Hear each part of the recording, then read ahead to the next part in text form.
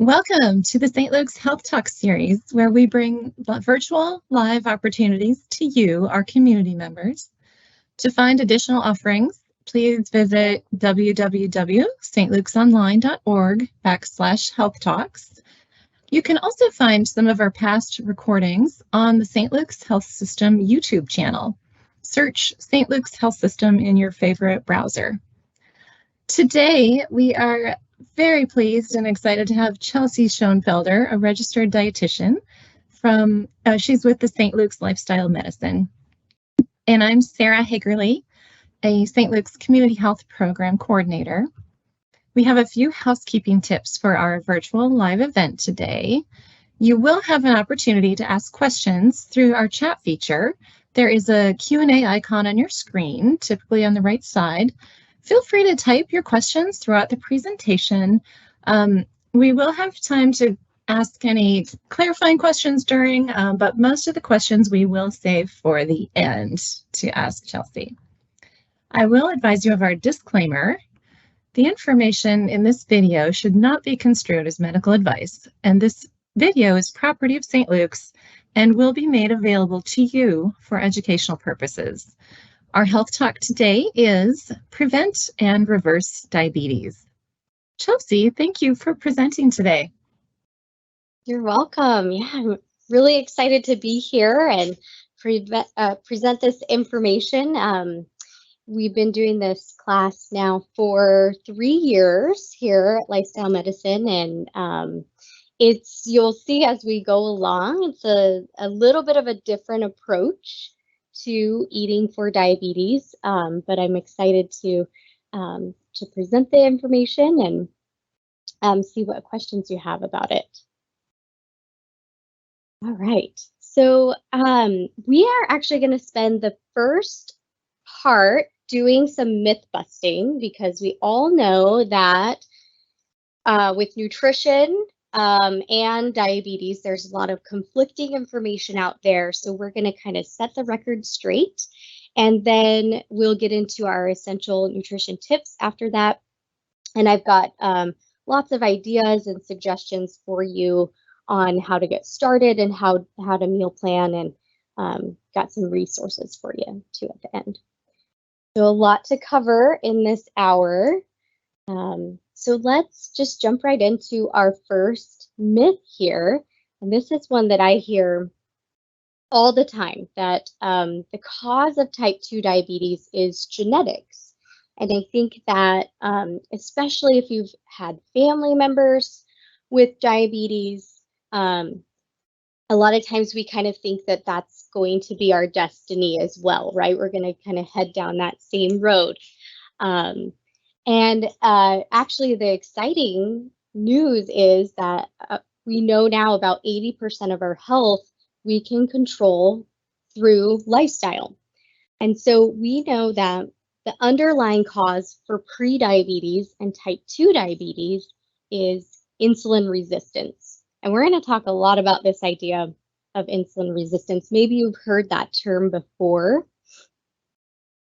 And we know that insulin resistance is largely lifestyle related. Okay, so we're going to spend a little bit of time talking about just the normal digestion of carbohydrates, that process, and then we'll get into how insulin resistance plays a role in that process. So this is normal. This is what happens for everyone, people without diabetes. And we focus on carbohydrates because carbohydrates have to have insulin to be able to fully digest those. So what happens is we eat a food with carbohydrate, could be a grain, fruit, milk, or sweet. Those carbohydrates change into sugar or glucose, and then that glucose enters the bloodstream to get distributed to all parts of the body to be used as energy. But before we can use it as energy, our pancreas, which is this little yellow funny shaped organ right here, our pancreas makes insulin, and when it senses that blood sugar rise, it secretes the insulin.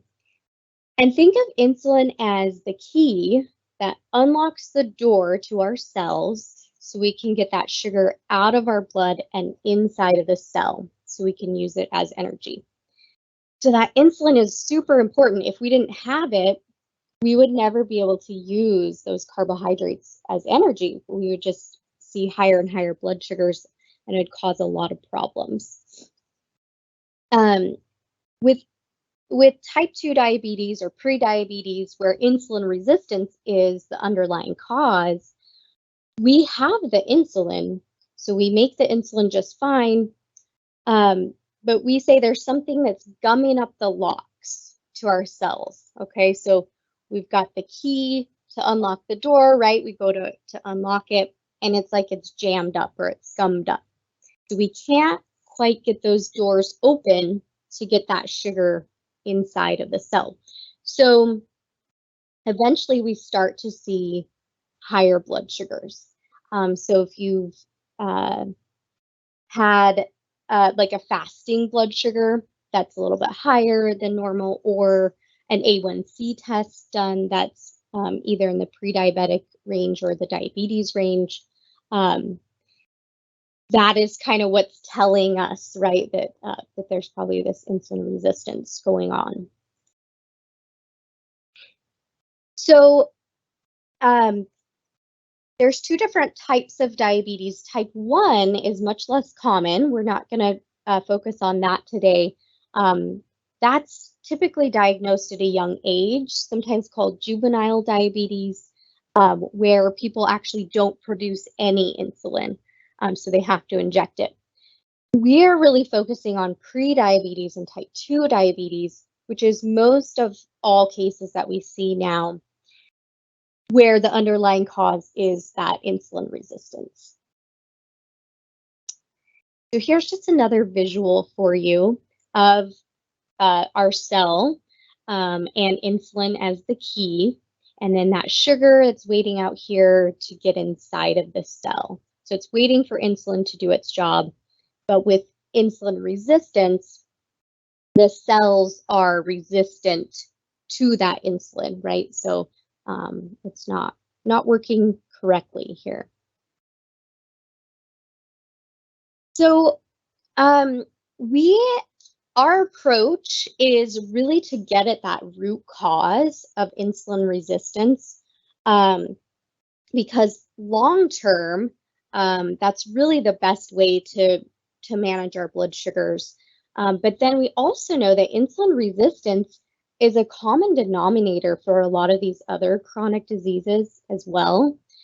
So things like chronic kidney disease, fatty liver disease, obesity, Alzheimer's disease, cancer. There's a lot of research going on about insulin resistance and how it plays a role in these other chronic diseases. So when we treat that root cause, it's then trickling out to all of these other things as well. And we're going to see better health outcomes overall.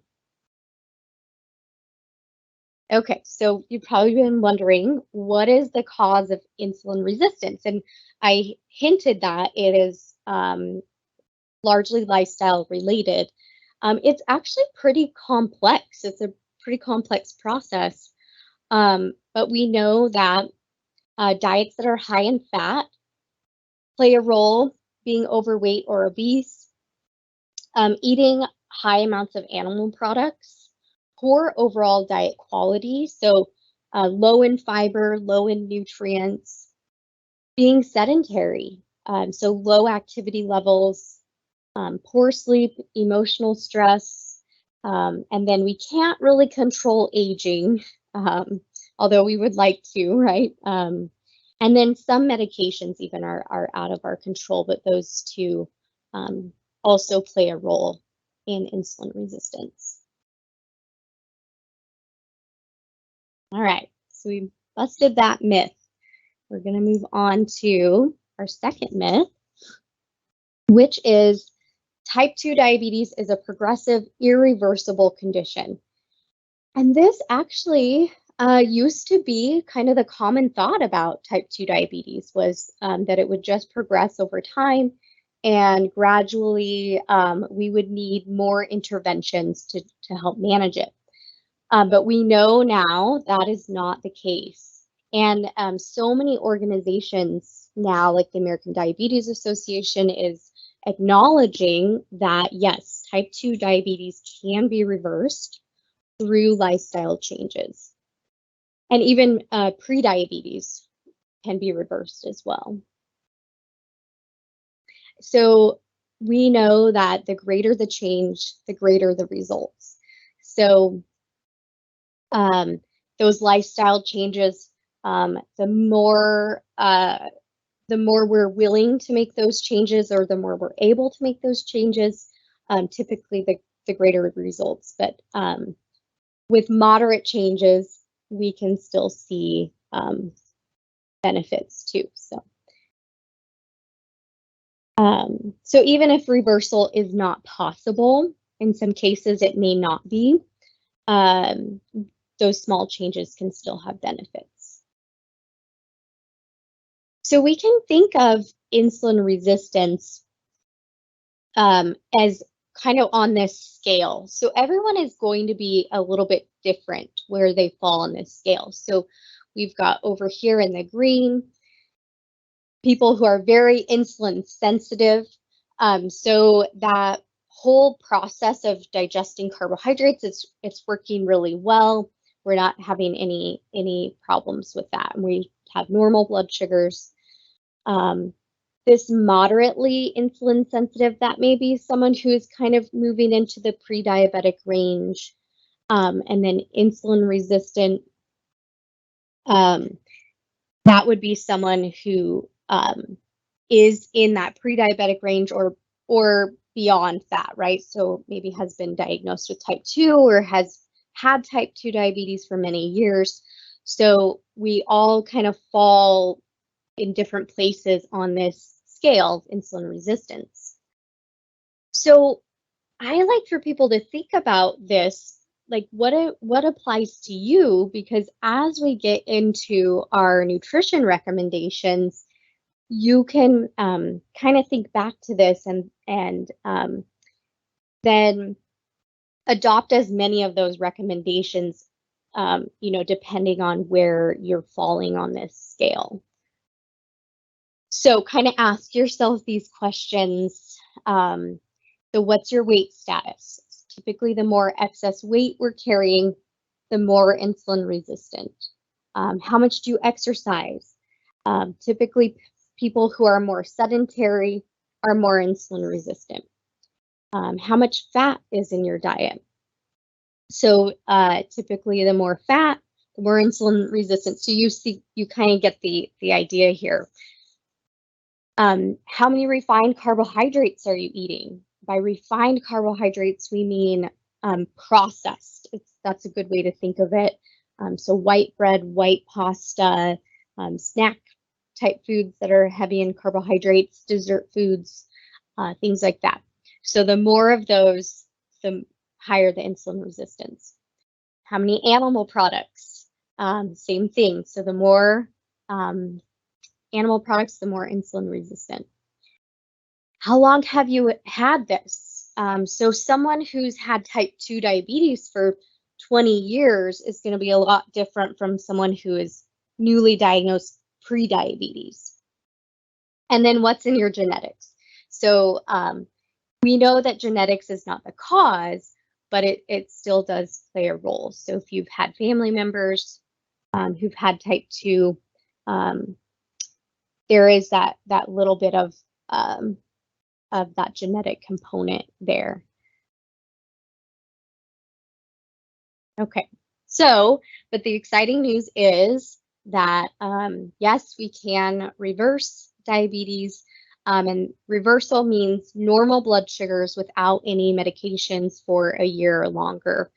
And I kind of touched on this already, but that reversal does require some pretty significant changes.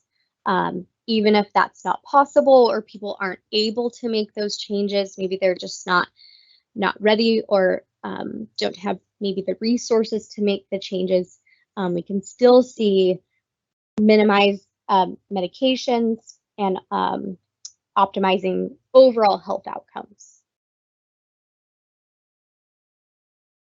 Okay, another myth busted.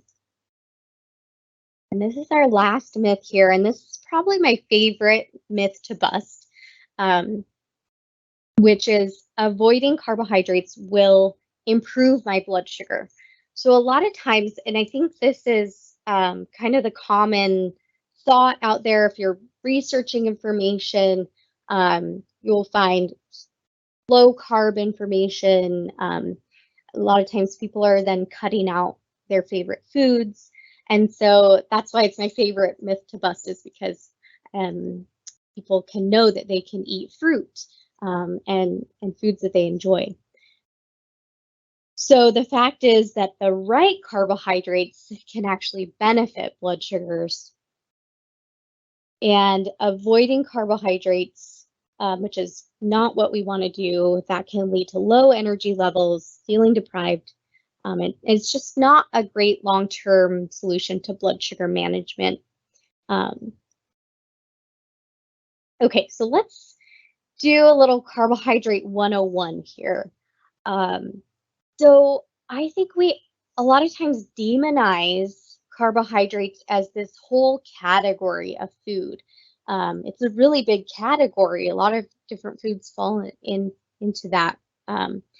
And we know that they're not all created equal. So this is a great visual here to show that, for example, donuts are not the same as sweet potatoes.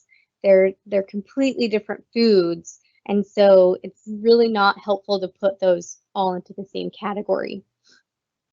So these complex carbohydrates up here at the top, those are what we want to eat more of, and those can actually benefit our blood sugars because they're so high in fiber. And then we also get other macronutrients, micronutrients, phytonutrients, antioxidants, all that good stuff that we want that's going to benefit our health. And then these simple carbohydrates are ones that, yes, we do want to minimize our intake of those. They're refined carbohydrates. They also a lot of times have saturated or trans fat with them.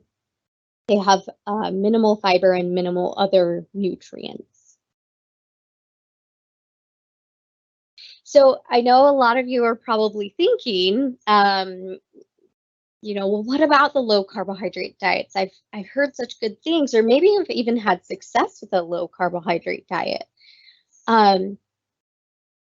So we kind of put this side by side here, the comparison, because the low carbohydrate is a lot of what we see, and it is a more traditional approach to managing diabetes. And yes, we can see lower blood sugars, we can see weight loss, but it's really identifying insulin as the problem, and it's not going to reverse the insulin resistance. It doesn't protect against other chronic diseases, and sometimes may even put us at risk for things like heart disease, because when we're keeping our carbohydrates low, we may be replacing that with a higher fat intake. A lot of people find it's hard to sustain long term because, again, they're cutting out their favorite foods and they're feeling deprived. It promotes dysbiosis, which is when we have more bad bacteria in our gut.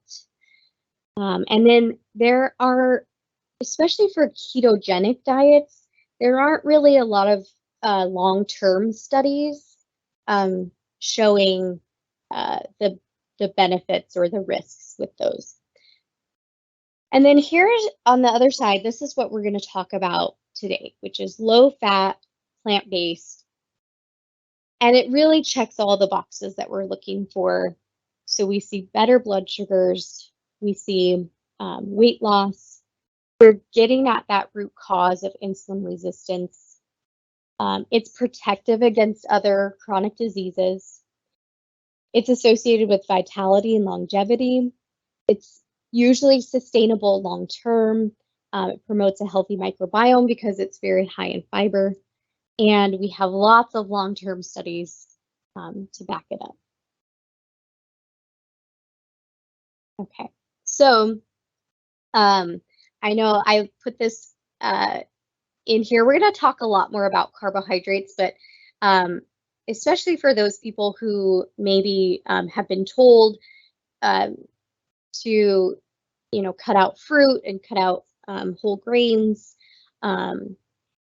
they may feel apprehensive about eating some of these foods again. So as we go along, we're going to really focus on the quality of the carbohydrate versus the percent of carbohydrates that we're eating, which is a lot of times, again, kind of that traditional approach that we're seeing.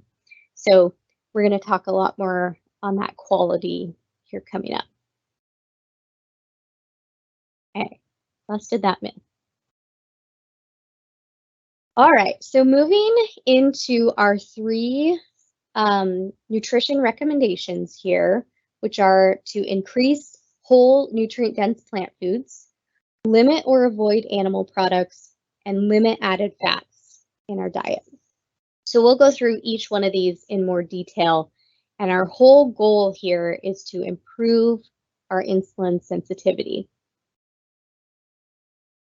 Okay, so this first one, increase whole nutrient-dense plant foods.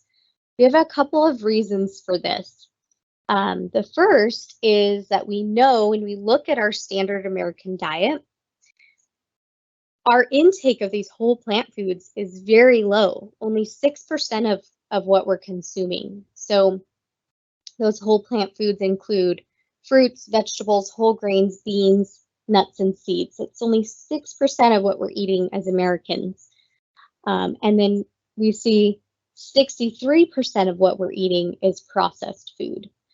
So this processed food we can think of as more damaging to our health, and these whole plant foods are going to promote good health. So we really want to flip-flop this, right? And then here we've got 25% of what we're eating is animal foods, and 6% is processed plant food, which is not really what we want either. I would put like French fries in that category, where we're still getting, the potato, but it's been fried in oil and salt's been added to it. So we've had some unhealthy things that have been added in there. So not really what we're going for either. So we want to increase this whole plant food. So this is our pyramid. If you remember way back when, the old food guide pyramid, it looks a lot different from this. So this is kind of our new pyramid that we created. And when we look at so prediabetes and type 2 diabetes and managing that, or even reversing that, and other chronic diseases, this would be the ideal way of eating. So vegetables would be unlimited. That would ideally be the base of what we're eating. And then 2 to 4 servings of fruit a day. Beans and legumes would be a staple, at least 1 serving a day, if not higher. Would include whole grains and even potatoes. And we'll talk a little bit more about this category. Include some healthy fats from whole foods, so nuts, seeds, and avocados. And then we're minimizing the higher fat foods that are high in solid fats or saturated fats, and then especially processed food. Okay, so let's kind of get into more of these whole food categories and really kind of break it down into, so what does this look like? So we know that processing is important, right? We want to minimize the processed food. And so for fruits and vegetables, we want to go with fresh or frozen. Those would be the least processed choices. Moderately processed, those can fit. For like canned vegetables, we would want to look for a low sodium option. For fruits, if it's canned in its own juices, no heavy syrups, things like that, those could be fine. And then definitely want to decrease our intake as much as possible on these highly processed fruits and vegetables. So the deep fried vegetables or some of these snacks that are kind of disguised as veggies, want to really reduce those. Okay. Some tips here to increase our fruits and vegetable intake. So I think I like to get a little convenience in where I can. If I'm gonna really try to do this, sometimes that helps. So buy them already chopped. Frozen is an excellent option because they're already chopped up for us. There's really not a lot of prep work there, and they're usually pretty inexpensive that way. So we can kind of get creative in how we use them too. So make a wrap out of lettuce or collard greens, roast them, or just try cooking them in different ways. Sometimes people may not like them raw, but they might like them roasted, which kind of brings out different flavors. Adding spinach to a smoothie. It's a great way to get in some leafy greens. Fruit for a snack or dessert. I like to think of that as kind of my always go-to for a snack or dessert. Grated cabbage on your salads, or I like to buy the grated cabbage mix and throw that on top of my tacos, or just for an extra boost. There's just all kinds of ways to get creative and add more into your day. Okay, we're going to move on to the bean category. So we're kind of moving up that pyramid. So we want to stick with these green categories. So whole beans, lentils, or peas would count. Tofu, tempeh, bean pasta, or hummus would also count here. So if this is kind of new to you, maybe starting with hummus, or there's so many bean pastas out there now, would be a great way to kind of start introducing these foods. And then being a little bit careful if we're wanting to go toward those like meat alternatives. There's so many out there now, but some of them are a little more processed than others. So that would be one I would just kind of be a little careful about. Maybe look at the label. If you can find one that's got some whole beans in there, or where beans is the main ingredient, that would be best. So just kind of check out the label on those. And then definitely want to avoid these highly processed, like bean-based snacks. We're seeing a lot of those out there nowadays. Things like deep fried tofu, those would not count in this category. Okay, tips for increasing beans. I know this is a new one. It's just not something that Americans consume a lot of. So just kind of start small. Maybe think of any bean-based dishes that you're already familiar with and like. So maybe it's like a family chili recipe that's got beans in it. Could you increase the beans? Or maybe it's a minestrone soup or something like that. And then kind of moving more toward thinking of beans as the main event of our meal. So Americans, tend to really focus on the protein or the meat as the main event of a meal. If we can replace that and kind of make beans the main event of the meal, that would be great. Adding beans to a salad, that's another really easy way to kind of get started with this. The bean-based spreads, like hummus. If you're more adventurous, you could try adding like silken tofu to your smoothies. It's a great replacement for yogurt.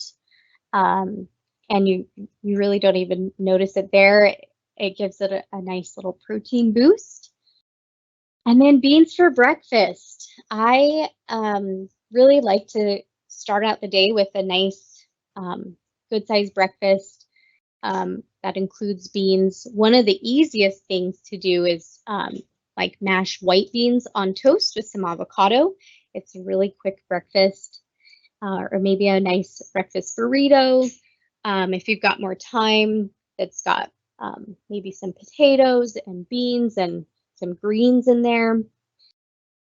And then scrambled tofu is a great replacement for scrambled eggs.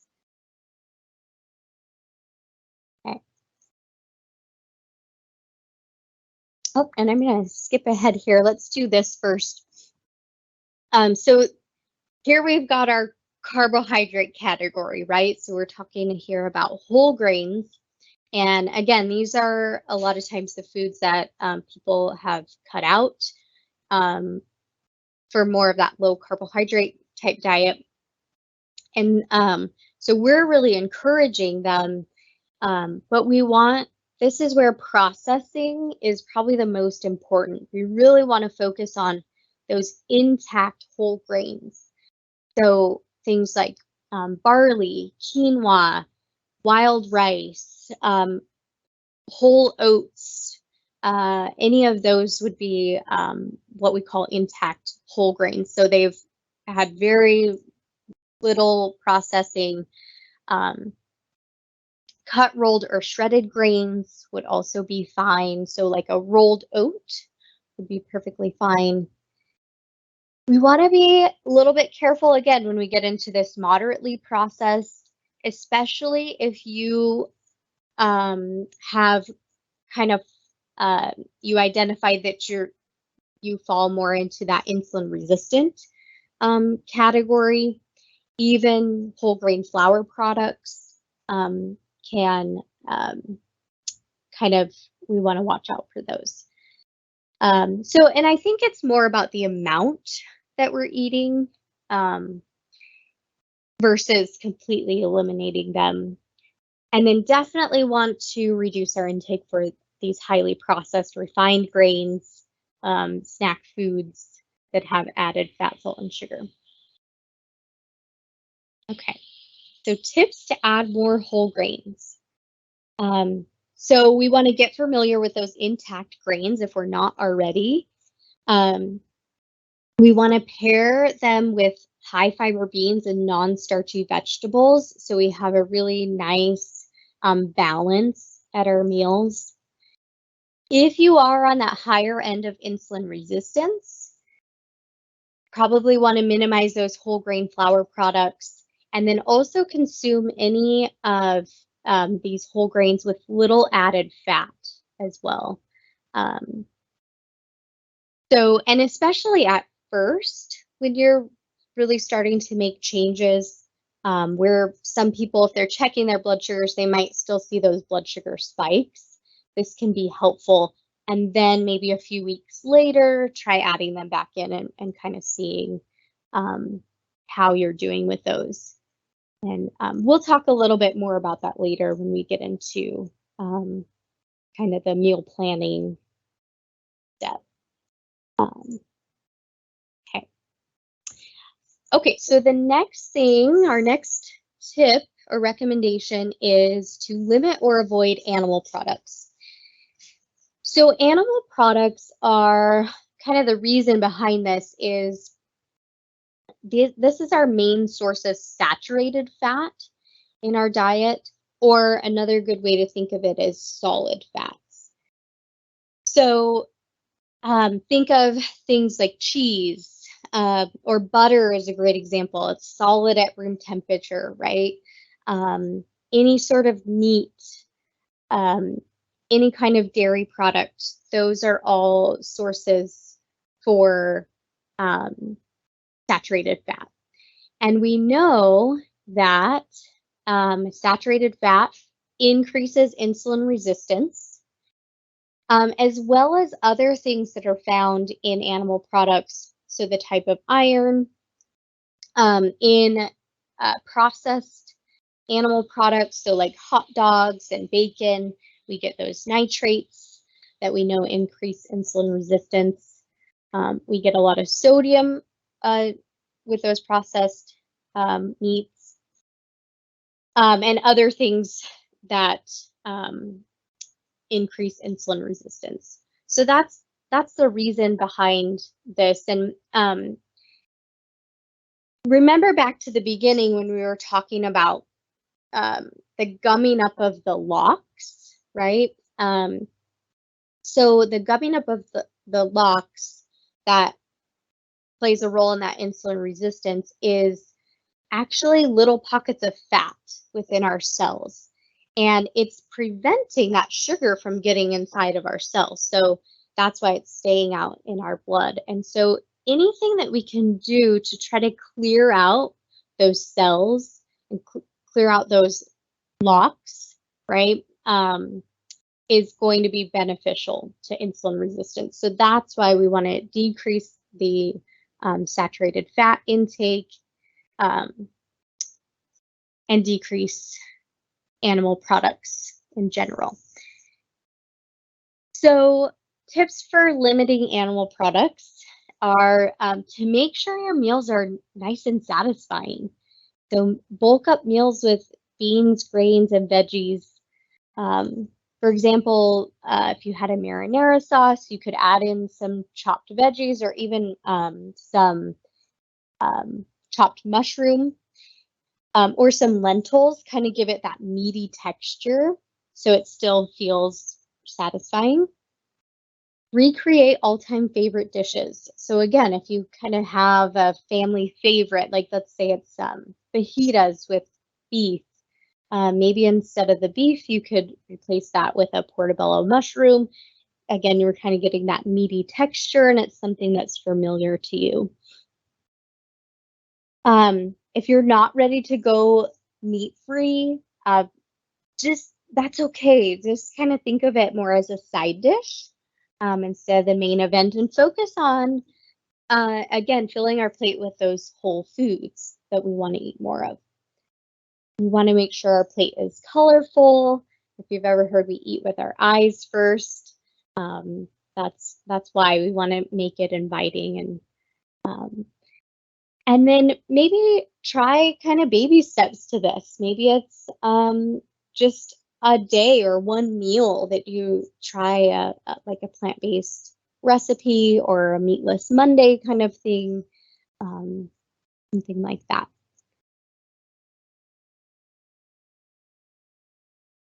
Okay. And the last thing that we're going to talk about here is limit added oils and fats. And I think this is where some confusion can come in, because a lot of times we hear the suggestion of, so replace butter with olive oil, things like that. And yes, that's going to be better because that butter is a solid fat, one that we want to decrease, right? And so yes, it's better for cooking with olive oil, but we still don't want a lot of those concentrated sources of fat. Again, because those fats are contributing to that gumming up of our locks. And so when we can decrease those really concentrated sources of fat, we can decrease that insulin resistance, which is what we want. So I like this pyramid because I think it lays it out really nicely. So we just focused on the saturated fats. It's, again, those animal products. Trans fat is another type of fat that we really want to limit. That's found mostly in fried foods. So we know that those two types increase our disease risk. They increase insulin resistance. So we already know that we want to decrease those. And then these other unsaturated fats down here, we know that when we're consuming them from the whole food source, we can even see benefits in terms of our health and insulin resistance. So whole foods like olives, avocados, nuts or seeds, or edamame. So those would be the whole food sources of these unsaturated fats. That would be the best way to get that little bit of fat that we need in our diet, instead of from those concentrated sources of fat like oils. Okay, so tips for limiting added fats. I think that the two most common places where people use oils are salad dressings, and then to cook with to prevent sticking. And so there's lots of options for oil-free salad dressings that we can try, that are actually pretty quick to make up at home. And I've got a little, pull this over here so you see it. I've got a little recipe sheet here for some oil-free dressings that you could try at home. And so they're easy to mix up in a little container, and then you can keep them in the fridge for a few weeks. So we'll send that out after the presentation. And then the other one, so when we use oils to prevent sticking, we can substitute vegetable broth to saute or to roast. It actually works really well to prevent sticking, and it adds a little bit of flavor as well. We could steam or boil, that would be fine. A silicone baking mat works great if we're roasting in the oven. And then lastly would be an air fryer. So if you have an air fryer, or maybe you've been thinking about getting one, they are a great way to add texture to food without adding any fat. So highly recommend. I use mine all the time. Okay. So we're just going to finish up here by talking about, so what does this actually look like? We talked about the recommendations. We know why we want to do this. So we're kind of putting it all together now.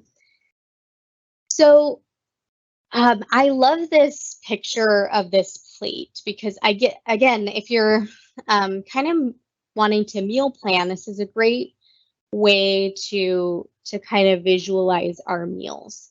So half of our plate would be fruits or vegetables. A quarter would be protein.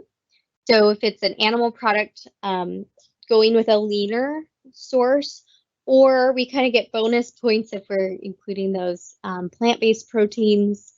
And then a quarter would be a whole grain. So again, focusing on those intact grains and then including some other whole grains like whole wheat bread or whole wheat pasta would be fine too. Okay, so some examples. We kind of gave some examples as we went along, but so for breakfast, I mentioned this one, this white beans and avocado toast, a breakfast skillet. Oatmeal is an excellent option as well. We really want to kind of bulk it up and make it flavorful. So adding fruit and nuts to it, that would be great. Lunch suggestions. Right now is a great time for soups. So I like to make a big batch of soup and take it for leftovers for lunch. This chickpea salad sandwich. So this is kind of a replacement for like a tuna salad sandwich for getting those nice high fiber beans. A loaded Mexican sweet potato. Dinner suggestions. Here's a nice veggie stir fry, which I love doing for dinner because it's pretty quick. You can use frozen veggies, and you have like brown rice already cooked up. A nice quick dinner. A power bowl, another great option for dinner because you can have each of those components already prepped and ready to go. or like these quinoa stuffed peppers, you can have the quinoa mixture already ready to go and then just pop it in the oven.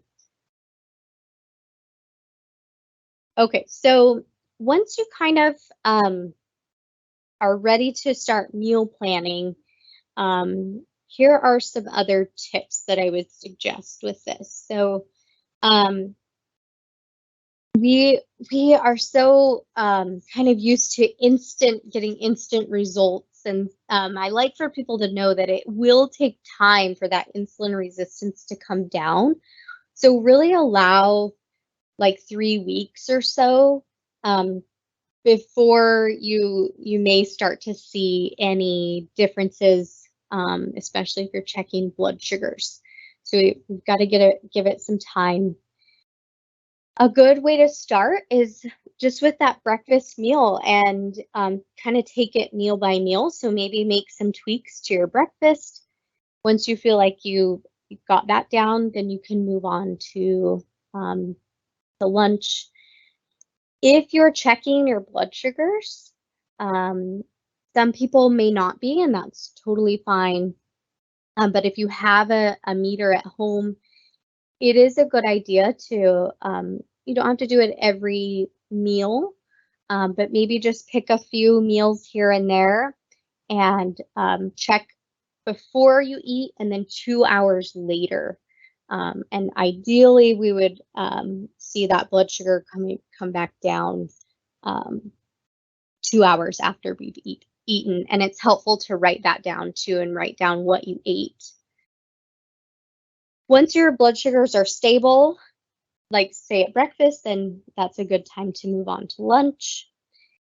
And we do individual appointments with patients who are wanting more guidance through these changes, and we've got a lot of suggestions and tweaks that we can do if you're seeing a spike at a meal.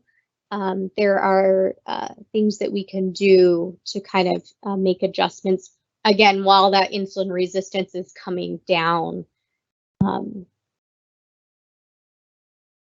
I also have a sample meal plan for you that we're going to send out after this.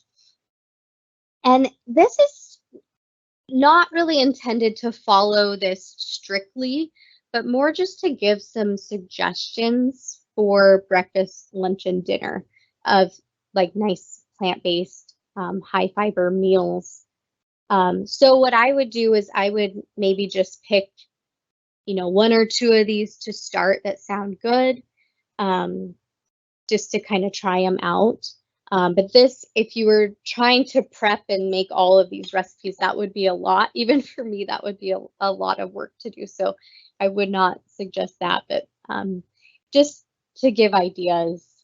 And so pull this over so you can see this, but there are recipes, the actual recipe to go along with this. So some nice plant-based options for you. Okay. Finally here, I wanted to just mention some of our other resources through Lifestyle Medicine. So we do offer this class free to the community twice a month, and you can find that online and register for that. So if you have a family member or someone who might be interested, let them know. Again, we do the individual dietitian appointments if you're wanting more of that one-on-one help. It's a great resource.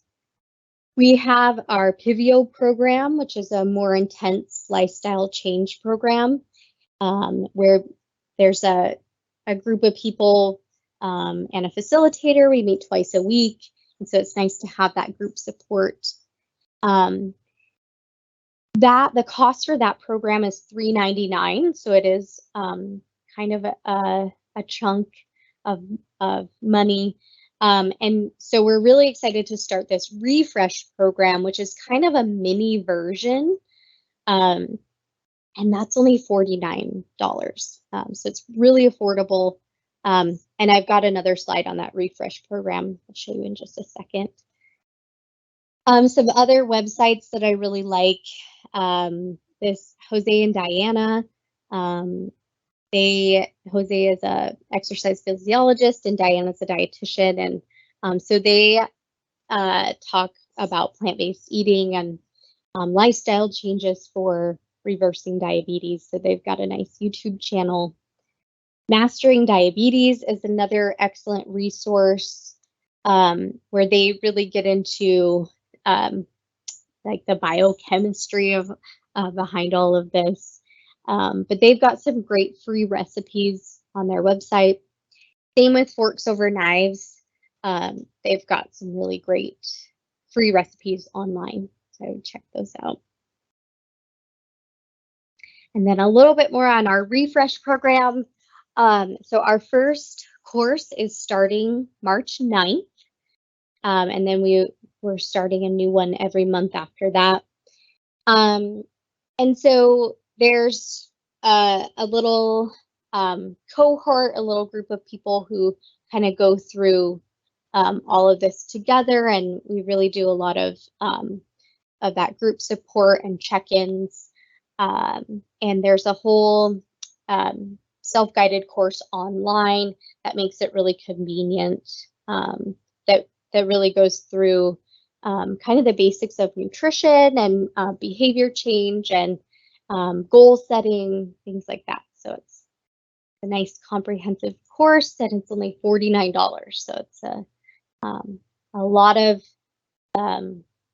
resources for pretty affordable price. Okay, we've got plenty of time for questions. Happy to take any that came through. Oh, Chelsea, thank you. We really appreciate your expertise today. And we have several questions. So I'll start at the beginning. Let's see. I had someone ask, doesn't too much insulin cause insulin resistance?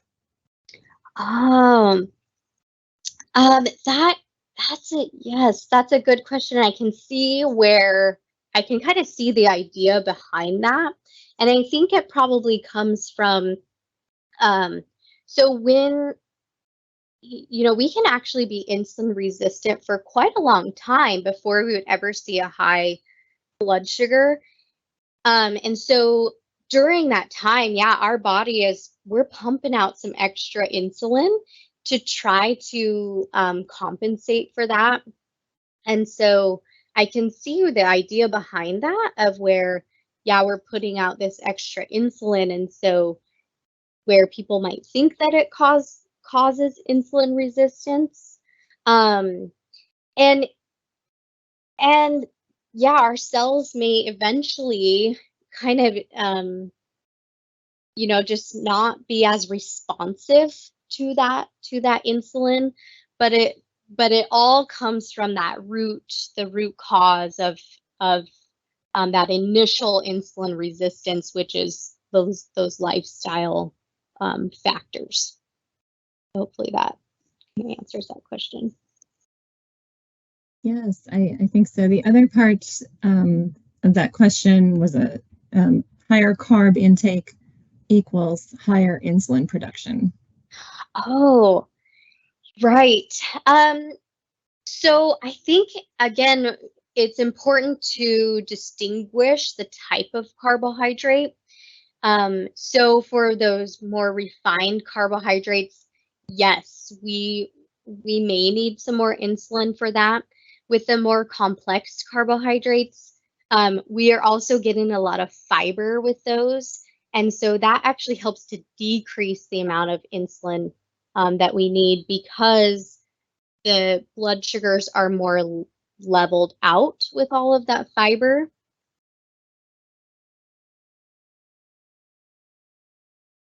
Right, thank you. I have got a question about game meat. Do you see game meat such as elk as equivalent to commercial red meats? No, I would say game meat is actually a little bit better because it tends to be more lean. And so it's still considered, a red meat that we kind of want to decrease our overall intake of red meat, but it's a nice lean source. Okay, and then we have questions about, are chicken and fish a bad option for meat? No, chicken and fish would be two great sources because again they're pretty lean. So if you are still including animal products, that's actually what I would recommend would be the leaner sources. Right.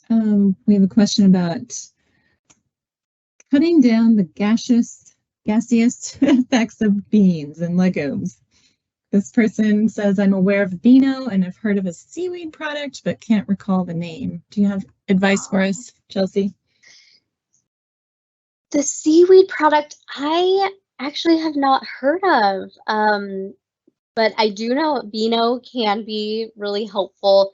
The other thing is kind of knowing that our gut will start to adjust the more we eat of these foods. So if you found that gas to be kind of an issue in the past, you might just very slowly introduce those foods and know that it will improve after about a couple of weeks or so.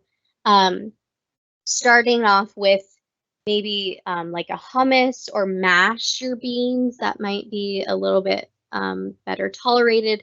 And then also drinking lots and lots of water will help kind of reduce that gas and push all that fiber through. The person who asked, they have a high A1C and also high cholesterol. And are the foods you suggested still okay for high cholesterol? Yes, absolutely. So we know that fiber, especially soluble fiber, can actually help reduce that cholesterol. And so a lot of these foods that we talked about are high in fiber, in that soluble fiber. And so so that is going to help reduce the cholesterol, and then also for decreasing the saturated fat can help reduce the cholesterol as well. So it would be excellent for both of those. Yes, I agree. Thanks for sharing that info. We have a question. What became of margarine? Yeah, so margarine has come a long way actually. We don't actually see a lot of the old margarines anymore, which is a good thing. We're seeing more of like the avocado based margarines, which are a lot better now. So that's kind of replaced like the older margarines. And that would be a great option if you're kind of trying to cut back on regular butter, any of those like olive oil based would be better.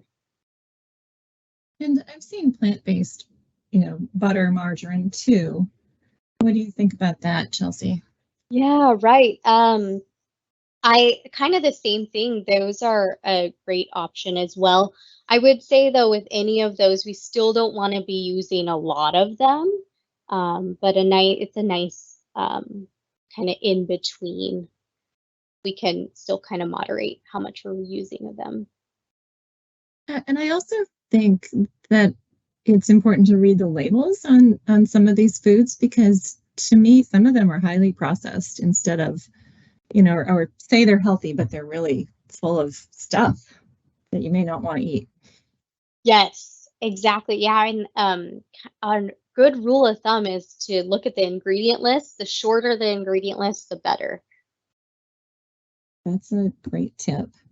I wanted to remind people that some of our Health Talk recordings are on St. Luke's YouTube channel. And you can search in your favorite browser by looking for St. Luke's Health System YouTube. And we have a lot of different past health talks and other content from the system that's informational and good. And then also, if you want to sign up for future health talks, you can go to stlukesonline.org/health talks. I have a few more questions for you. And one person said, can you lose weight on this plan? Yes, this is actually great for weight loss. And we've seen that. We see that in practice all the time. And typically, it's people are more successful, I would say, because they're filling up with those high fiber foods and they're feeling full and satisfied.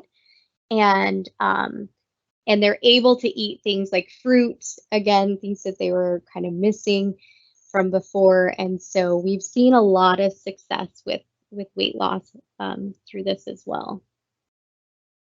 Okay. We had a follow-up to the previous discussion. It says, could we not consider game meat as equivalent to chicken?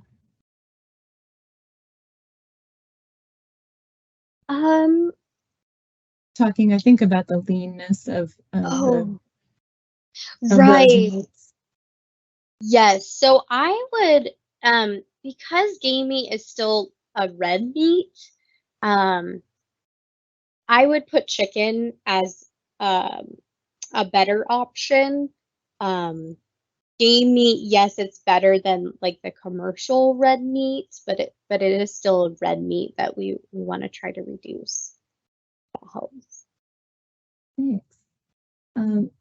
Another question about monk fruit and or stevia sweetener. Are they okay? So those although they're from more of a natural source, we still kind of put those in with artificial sweeteners in general. And two main things with those is, one, they kind of disrupt our gut bacteria and they promote more of the bad bacteria in our gut. And we know how important our gut bacteria is. And then two, they kind of, because they're so much sweeter than like table sugar, they can kind of just encourage our sweet cravings. So kind of my main recommendation would be just don't use a lot of them. If you're going to use them, I would really, again, moderate how much you're using those. But I think it's important to know the downsides to them as well.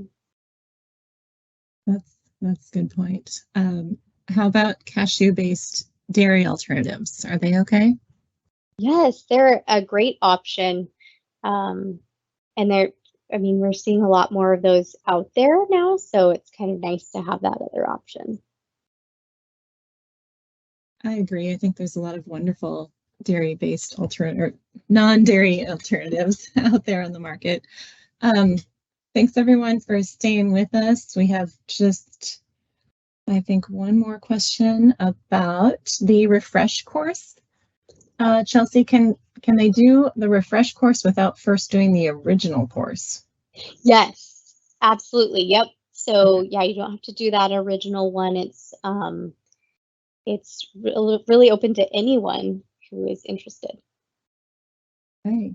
I'm going to send a few questions that we haven't had time to answer via email, and I really appreciate your time, Chelsea. This was very helpful and packed full of super tips to help us think about our diet and ways to improve our health. Yes, yeah, thanks so much for having me. It was great. You're welcome. Next month, I'm very excited. We have another St. Luke's dietitian talking about eating well on less dough. So please sign up for that too. Thanks, Chelsea. Goodbye, everyone.